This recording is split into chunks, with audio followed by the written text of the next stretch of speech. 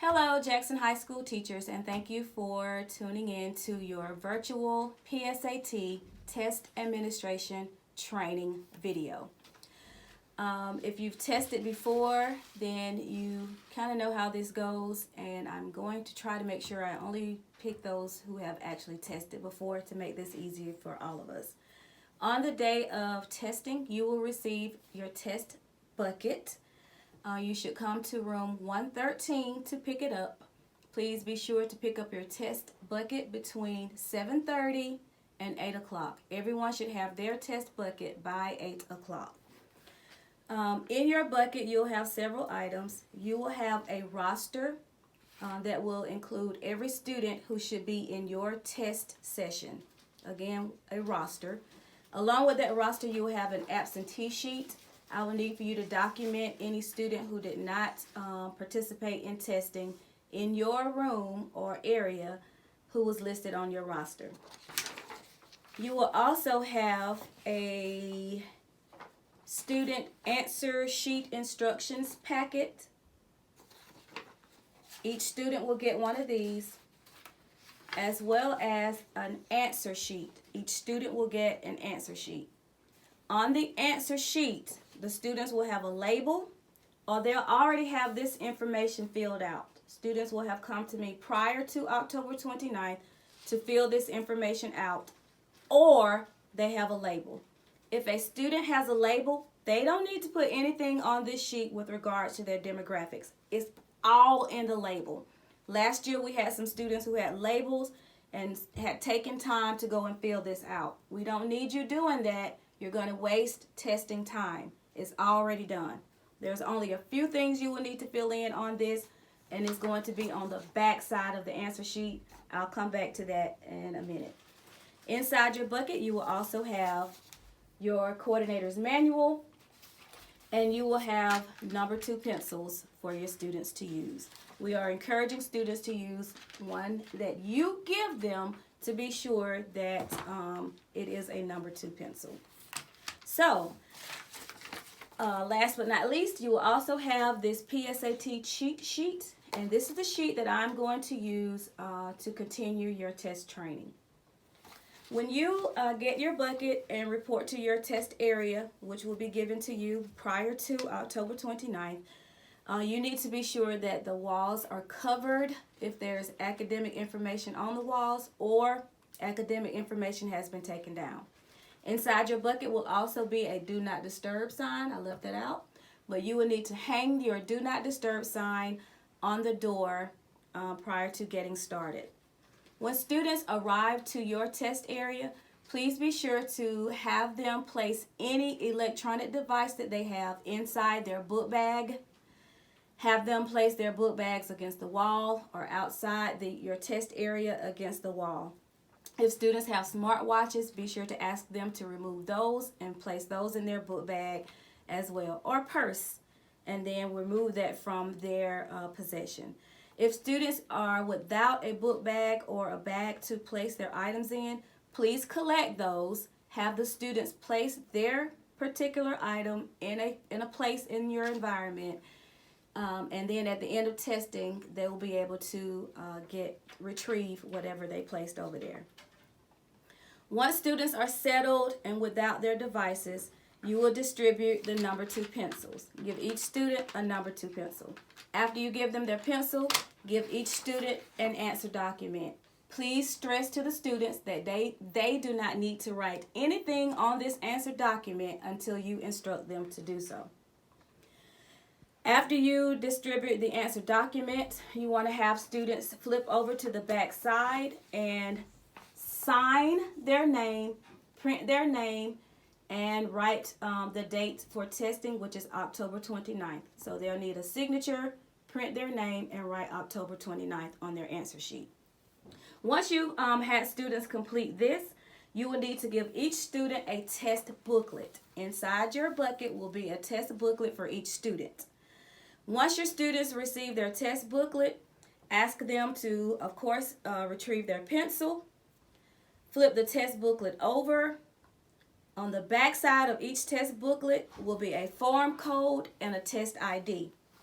On the back side of their answer sheet, they will need to write in section A the form code and shade in those bubbles accordingly.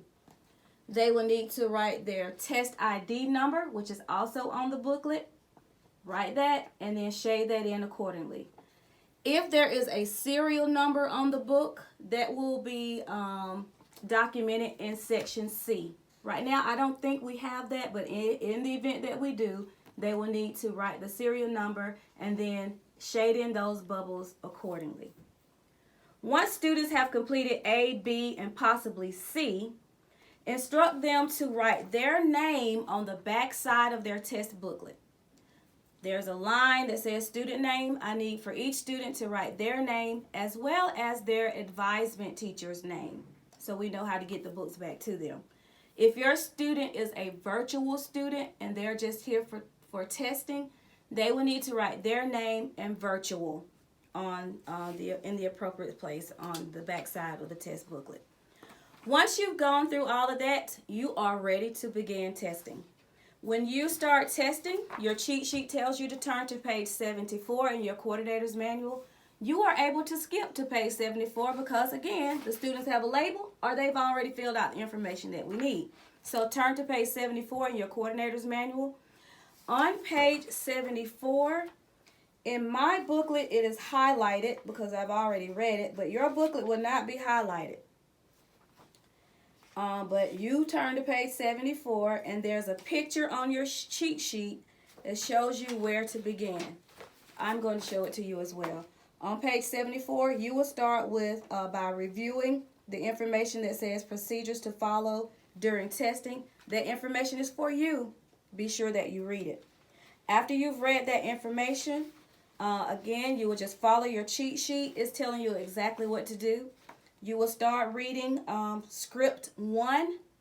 You cannot deviate from the script. If you are testing a small group of students who receive extra time or extended time, you will not follow script 1. You will follow script 3 or 4. But it's in the manual, and you will know that because that information will be in your test booklet or in your test bucket on your roster. So again, the majority of you will follow script 1, and you cannot deviate from the script. If you have a small group, you will know if you need to follow script 3 or script 4, and it's in the booklet. Just follow it.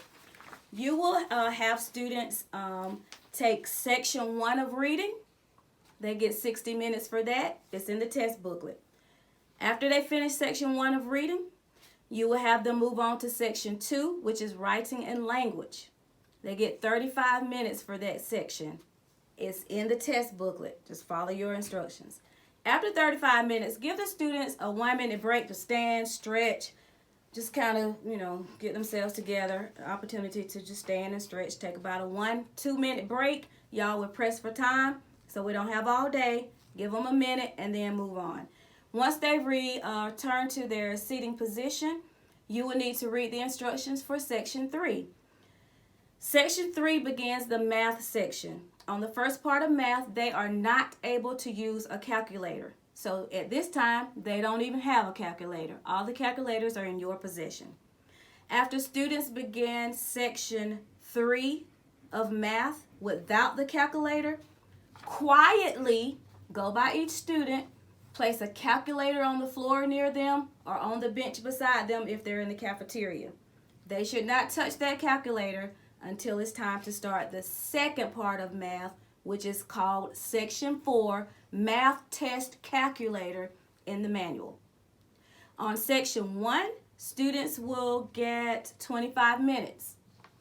On section 2, when they are using the calculator, they will get 45 minutes. And I want to be clear because I just said something different. Math is divided into 2 sections.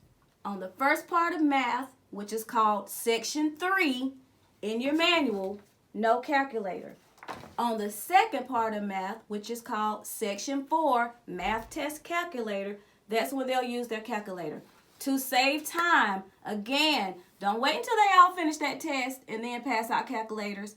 Pass them out while they're testing. Remind them that they are not to touch it until we get ready to move on to section 4. After 25 minutes, stop all the students.